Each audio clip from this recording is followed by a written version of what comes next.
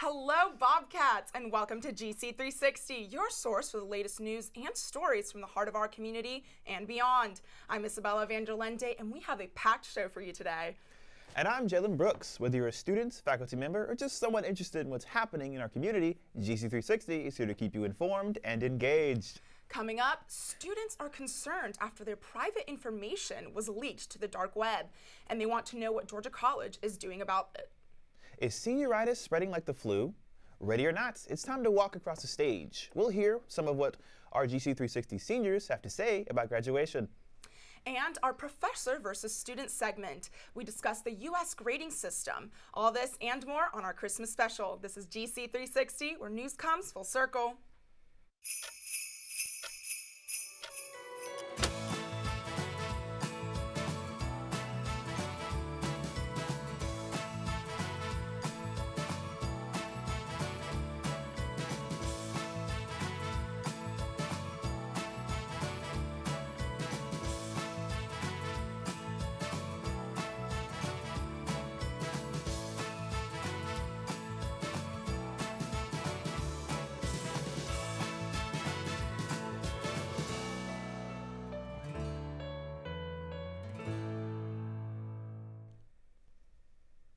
Thanks for joining us on our holiday special, our last show of the semester. We know exams are upon us, but we're here to get you into the holiday mood.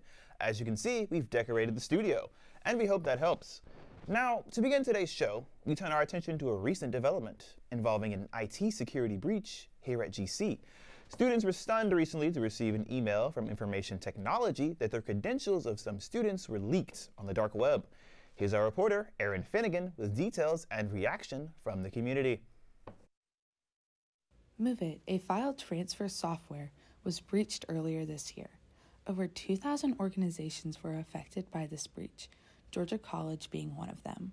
The breach caused information like social security numbers to be leaked onto the dark web. Student Allie Mills shared her experience on her social security number being used for taxes. I ended up getting an email that said from TurboTax, which is who I normally file my taxes through, that someone has been using my information and my social security number to file their taxes. And so the fraud detective services from TurboTax contacted me, and I contacted them back, and we got it all figured out. The university sent a mass email out last month to inform the students, faculty, and staff on the breach and additional advice on how to protect your information. The University System of Georgia sent out letters to the affected people they could identify. Lindsay Chapman, a senior mass communications major at GCSU, gives her opinion on the matter. I think it's scary that such personal information was leaked to the dark web, and the fact that they were completely downplaying it, like it wasn't as big of a deal as it is. So yeah, I don't love that. This is still an ongoing matter. When the college was asked about it, their statement was that they understand the impact of the issue and are currently working on it and will provide updates as they arise. To help prevent your information from being stolen or used, students should use complex, separate passwords for accounts and change them regularly. Multi-factor authorizations are also a great way to protect your accounts. This is Erin Finnegan reporting from GC360. After years of hard labor, seniors are getting ready to put on their caps and gowns and walk across the stage. But stage fright and senioritis can be a bigger struggle for future alumni. We have 3 members of GC360 staff who will be leaving us this December. Let's see how they are handling this big change. I am so excited for graduation. I know I haven't been here long because I did dual enrollment as a high school, so I've only been here for 2.5 years, so it is sad to see my time kind of cut short. I am going to work at 13 WMAZ after graduation. I've already signed a contract. I'll start January 2nd, and I'm very excited. I am really excited for graduation, but it's kind of bittersweet because I'm leaving my friends at GC360. My plans are to go to ARC Marketing in Gainesville, Georgia, and I'm going to be their social media coordinator. Graduation has me feeling relieved, honestly. Finally ready to be done with this chapter of my life, move on to the next one. Looking for a job in journalism. Haven't gotten the replies back, so we're just gonna see where that goes. Go Bobcats. Go Bobcats! The time for calculating your grade becomes a nerve-wracking moment. Today, in Student versus Professor, we dive into the U.S. grading system. The question is the U.S. grading system fair or not? Caroline? Hello, Bobcats. Welcome back to Student versus Professor. Today, we welcome Dr. Mikkel Christensen, an assistant professor in the Department of Communications, and student Durdona Aliva from Uzbekistan. Welcome, everyone. So, in your experience, do you think the U.S. grading system effectively measures a student's academic abilities? Why or why not? Yeah, I think it's very fair because I'm going to do a lot of comparison with the system that I have back in my home university. So we have grading system from 1 to 5, and I think having the range from 1 to 100 is better. For example, a student might be doing really good, but not enough to get, like, let's say 100 or 95 plus, but they still can get an A with 90 something. Whereas in my grading system, it becomes a problem. A student should either get 5 or 4. There are no 4.5s. So then I think instead of like having 100, I think gives a fairer assessment of the students' abilities. And also in my experience here, I saw that they have a special rubric, and you can really see, like, based on what you were assessed, and teachers give like comments and feedback, which really helps, and I think it works well. Well, in my country also it's changing. Now I'm a senior, and I think we're the last generation who has the old system, and we're also changing to percentages. And what do you think?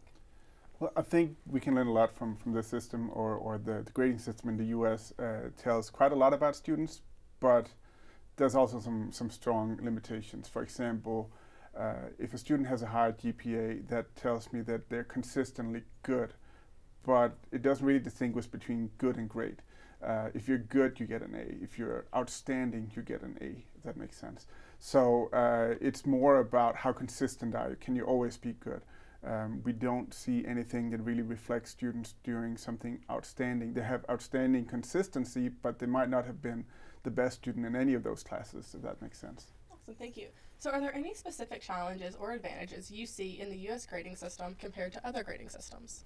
Well, as I said, the better, like one advantage of it is what I mentioned earlier, and I think I agree with your opinion too, because the grading system doesn't really show how like good the student is at subject, but like it mostly grades in the US how hardworking a student was. If you're hardworking and you're doing consistent job, you get a good score even if you were not really outstanding in that course. So I think that might be one minus. And what do you think? Well, I agree, and I think it's an advantage that it's so standardized that everyone knows what an A is, although there's different interpretations, and it's relatively attainable.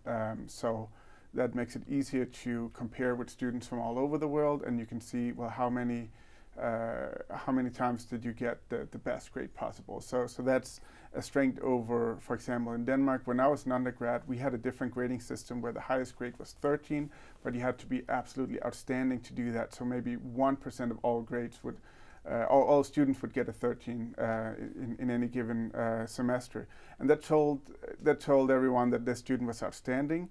But it was also a problem when they were comparing to students in other countries, so they were trying to apply to American universities, and then you could see, well, these Danish students, they only get the maximum grade. Like if there's a really good student, they get the maximum grade maybe 25% of the time, where a really good American student would get the maximum grade, an A, almost all the time. So I think it makes sense that the US system is now more and more standardized all over the world, because it makes it easier to compare students in different countries.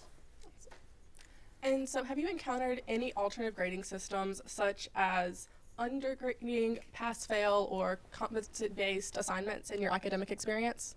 Yes, I did. The system that we have back in my home university is that you don't really, in your final score, your midterm or like as a participation scores doesn't really affect. You only like take midterm exams, and you either pass or fail. If you pass, you go on and study and take the finals.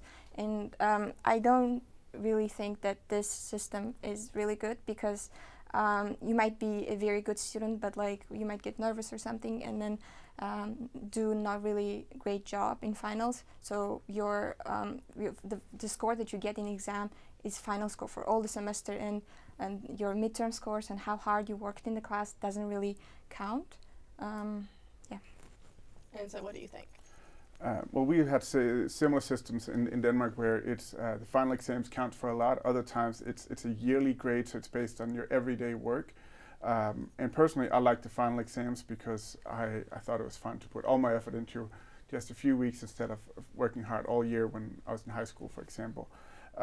So that was my personal preference. As a professor, I have experimented with quite a few different formats. A lot of my assignments, if it's an in-class assignment, it's almost always a pass-fail, or if you make an honest effort, then you get the points. So it's more of an attendance grade. I guess it's kind of similar to ungrading. And I do have a few pass-fail assignments because I really just need to make sure that the students, they have done the work and they know the material, and then I'm not evaluating whether it was kind of good or really, really good. I just need to know they understand this, so we have this basic knowledge and can move on to the next thing. Awesome. And so in your experience, in your view, how should extracurricular activities for non-academic factors contribute to a student's overall grade? Well, I think it's important to do like community service and extracurricular activities, but I think it should not have very big effect on the grade, because grade reflects like it's an academic assessment, and it shows how good you are at a particular course. And well, although I agree that extracurricular activities, are important, but I don't think they should have such a big effect on the grade. Yeah, I don't know if extracurricular activities should have any impact on the grading per se, but they need to be, our students need to really be mindful of extracurricular activities, because with the grading system we have here, having a high GPA, as I said earlier, only reflects that you are a pretty good student or you're a consistent student. It doesn't tell you that you are an outstanding student or you've done cool stuff. So if you need to get hired, if you need to get or if you want to get the really cool internships, then you need to have some really interesting extracurricular activities and have done something beyond just getting good grades in classes. So I don't think it should impact the grades, but I think it's really important for students to have something more to put on your resume than just good grades. Good grades, that's not enough today. Awesome. Thank you both so much for being here. Back to you, Bella and Jalen. Up next on GC360, we take a look at the weather for finals week. And with winter approaching, seasonal depression is around the corner for many. What does this mean, and how does it affect the students? Make sure to stick around.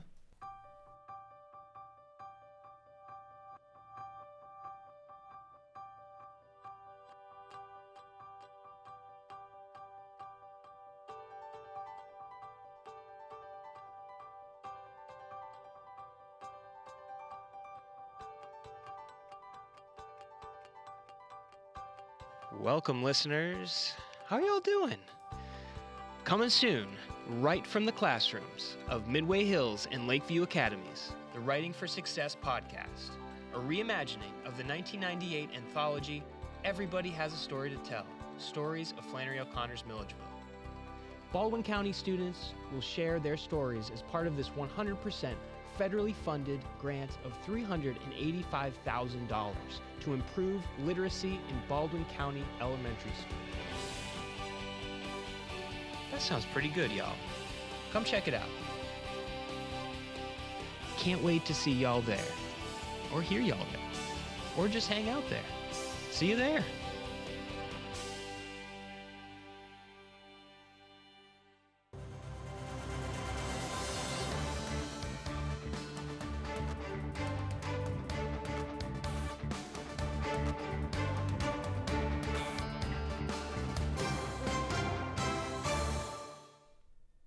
Welcome back. You're watching GC360, where news comes full circle. Whether it's a hurricane, tornado, wildfires, or floods, emergencies can be unexpected. So, do you know what to do when you hear sirens across campus? Our reporter, Grace Wood, when searching for answers.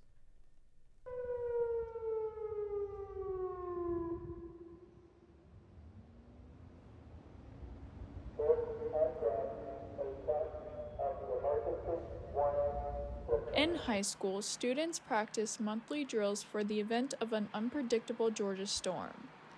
And in more extreme cases, students prepared for the possibility of a school shooting. When sirens roar across campus, some students walk around confused on what to do. Lieutenant of Support Services Michael Baker explains what to do in an event of a weather emergency. So if you are outside, say at an athletic event or out on campus just hanging out, and you hear the siren systems go off, depending on that emergency, most likely you'll be advised to seek shelter. So that's either going into your nearest building or close by and securing yourself in usually a weather safe area, which a lot of facilities have marked locations that are safe weather sheltering locations. The sirens have 3 locations on GCSU's property.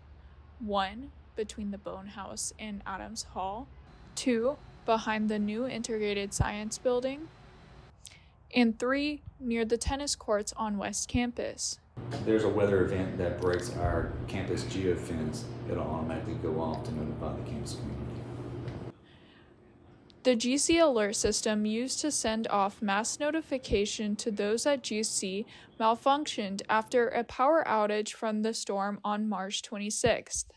The system was unable to reboot itself with the backup generator before the tornado made touchdown. No issue has occurred since, with the exception of a simple unplug and replug to reboot the sirens during a drill. These sirens can also be used to alert the campus of a shooting. Once we have confirmation of that there's indeed an active situation, depending on where it's at, GC alert system will go off by the armed assailant on campus, or if it's close to campus, and basically telling everyone to seek shelter immediately. We have a program that we offer that we can do that's similar to like the run, hide, fight. What to do in active shooter situations that you can take with you not only while you're at school, but even when you're back at home or just in your general everyday life. Public safety encourages students to be the eyes and ears for any suspicious behavior. To sign up for GC Alert, log into Pause, click on the Personal Information tab at the top, then click GC Alert Notification Contact Information. I'm Grace Wood, and this is GC360. Speaking of weather, who else is ready for some chilly weather just in time for Christmas? Sophia Ricketts delivers the forecast for this week. Thanks, Bella. That's right, Bobcats. And who's ready for Christmas? We've got some chilly weather coming up this week to get you in the holiday spirit. On Friday, we're looking at a low of 51 and a high of 66 degrees, which will be perfect for sipping on some hot cocoa. Saturday, we're looking at a little bit warmer temperatures with a high of 72 and a low of 60, as well as a little bit of rainfall that's going to carry on into Sunday, with that day being a high of 65 and a low of 34. Monday will give us some dreary winter weather with a high of 55 and a low of 32. And Tuesday will be about the same, with the highest temperatures being 58 and a low of 35. And then on Wednesday, we're going to have some cloudy skies with a high of 59 and a low of 38. That's it for the weather this week, Bobcats. Have a great winter break and a Merry Christmas. Back to you, Bella and Jalen. Thanks, Sophia. With the days getting shorter every week, the winter blues become more common among millions of people. In fact, according to the University of Texas Medical School, seasonal affective disorder, most commonly known as seasonal depression, affects over 10 million Americans every year. Our executive producer, Emily Smith, has more on the story. Winter can be a wonderland for many. But let's talk about those who aren't having such a great winter, especially after the time change. Seasonal depression is a type of depression that occurs during a certain season. Most people with seasonal depression experience low energy levels, changes in sleep pattern, weight gain, difficult concentrating, feelings of sadness or hopelessness. Seasonal depression really starts whenever the time change starts too. The fact that the days get shorter and it gets darker soon, it makes me feel tired earlier in the day than the rest of the year. And so it's crazy because it's not voluntary. It's your body making you depressed. It's your body that tells you this is like hibernation time. We talked to the Director of Counseling Services at Georgia College to find out more about seasonal depression. The condition that we call seasonal affective disorder is more appropriately called major depressive disorder with a seasonal pattern qualifier for it. It's actually a phenomenon that occurs in about 5% of people. Tends to be more frequent at higher, more northern latitudes, closer to the Arctic Circle, whereas down close to Georgia and Florida and things like that, our rates are around like 1 or 2%. So it's not quite as common. But seasonal affective disorder is just a seasonal pattern that is defined as occurring about the same time every year for at least 2 years. If you or someone you know want to talk to someone more about seasonal depression, you can email counselingservices.gcsu.edu or go to Suite 210 in the Wellness and Recreation Center located on 134 West Campus Drive to talk to a counselor. Reporting for GC360, this is Emily Smith. Up next on GC360, can you hear dogs crying? We'll dive into the world of sports with Jackson Schwartz and see what this barking is all about. And Christmas is almost here. Hanging on the Greens took place on front campus to celebrate the upcoming holidays. And we'll take a look at some movies that are finally having their moment on the big screen. Any guesses? Find out more after the break. It's showtime. All right, y'all, we're going live in 5, 4, 3, 2. Welcome back to GC360 News, where news comes full circle.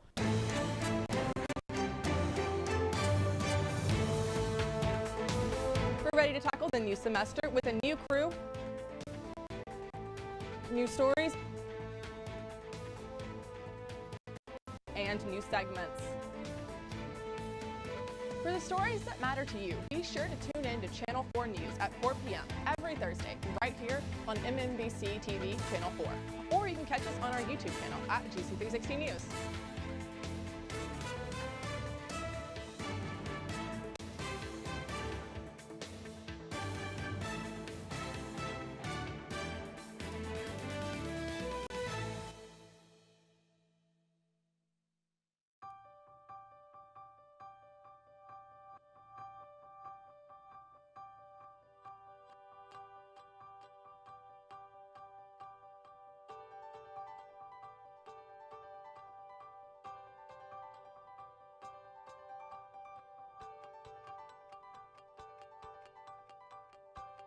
Welcome, listeners. How are y'all doing? Coming soon, right from the classrooms of Midway Hills and Lakeview Academies, the Writing for Success podcast, a reimagining of the 1998 anthology, Everybody Has a Story to Tell, Stories of Flannery O'Connor's Milledgeville. Baldwin County students will share their stories as part of this 100% federally funded grant of $385,000 to improve literacy in Baldwin County Elementary School. That sounds pretty good, y'all. Come check it out. Can't wait to see y'all there, or hear y'all there, or just hang out there. See you there.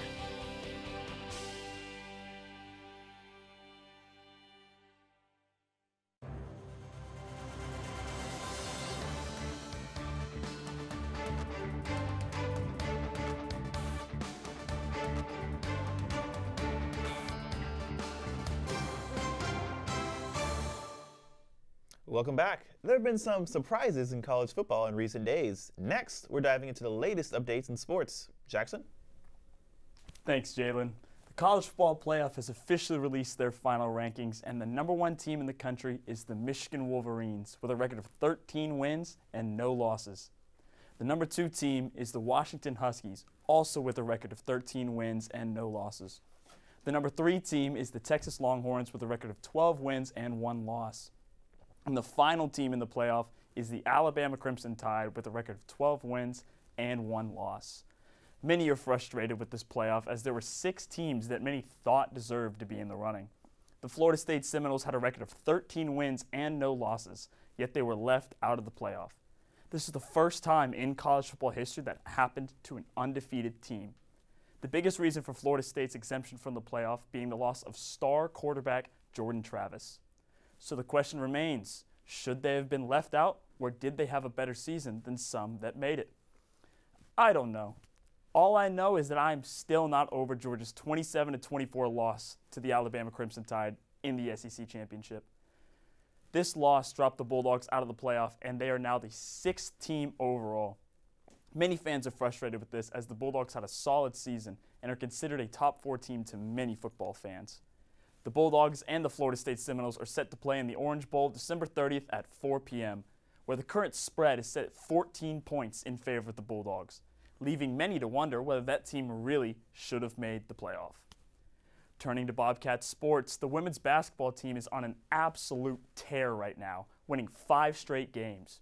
The Bobcats have an away game against Limestone on December 19th, then get a nice break for Christmas. They will then play Albany State on the 30th. That's it for sports this week. Have a Merry Christmas, and let's go Bobcats. Back to you, Bella and Jalen. Thanks, Jackson. Some of those who wanted to feel the holiday cheer showed up for the Georgia College Annual's Hanging of the Green. This event kicked off the holiday season with crafts, snacks, and lights. They lit up campus with a menorah, lights, tunnels, and a tree. Santa dropped in to see what students wanted for Christmas. Georgia College also brought out a make-your-own s'more station, where students got to toast their own marshmallows and build tasty snacks. They also gave a big holiday welcome with music from the Wesley Foundation and choral ensembles. And now a look at the glitz and glamour of Hollywood life as Caroline Hubbard delivers our entertainment news for the week. Caroline? Thanks, Jalen. Hello, Bobcats. I've got a festive lineup for you tonight, starting with some surprising revelations from Billie Eilish. In a recent interview, Eilish told reporters from BBC that she didn't realize people didn't know that she was attracted to women. She is reacting to a recent Vanity magazine article which focused on her sexuality. Also on Instagram, Eilish criticized Variety for not asking her more questions after she won Film Song of the Year in the recent Music Media Awards. She won for the song What Was I Made Of from the movie Barbie. Also this week, announced that she will be showcasing 3 of their films, Soul, Turning Red, and Luca. They were only on Disney+. Disney said they wanted these films to be seen the way they were originally meant to be watched. These movies will be coming to theaters near you, beginning with Soul on January 12th and then Turning Red on January 9th and Luca on March 22nd. Now let's dive into the holiday spirit with our crew's favorite Christmas movies. Our producer Grace Wood is all about the humor and charm of Elf. Moving on, the producers from our special, Ava Cartes has a soft spot for the green mean one, How the Grinch Stole Christmas. Back to you, Bella and Jalen. Thanks, Caroline. That's it for GC360 this semester. For some of us, this is our final show as we graduate next week. It's been a real pleasure working with you.